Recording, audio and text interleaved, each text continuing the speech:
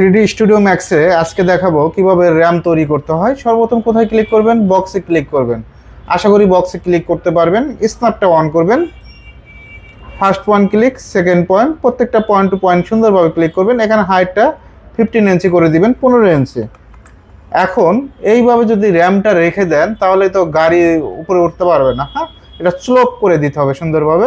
আমরা সিলেক্ট করব convert to কি দেব? পলি দেব। কনভার্ট টু পলি, ভার্টেক্সে ক্লিক করবেন। জাস্ট আমরা অনেক স্টুডেন্ট প্রবলেমটা কি, এখানে ফেসটা একটা সিলেক্ট করতে পারে আর একটা পারে না। তো আরেকটা যে সময় সিলেক্ট করবেন অবশ্যই কন্ট্রোল চাপ দিয়ে ধরতে হবে। কন্ট্রোল চাপ দিয়ে ধরে এখানে ক্লিক করবেন।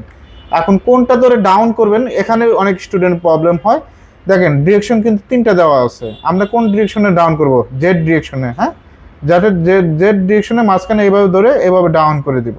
ওকে, ডাউন করে দেওয়ার পর আমাদের কি টেক্সচারটা অ্যাসাইন করে দিতে হবে। আমরা মিনিমাইজ করে রাখবো। কোন টেক্সচারটা অ্যাসাইন করব? এটা অ্যাসাইন করব।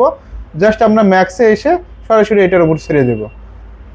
ওকে, এখন যদি আমরা এটা স্কেল করতে চাই, ম্যাপ স্কেলার,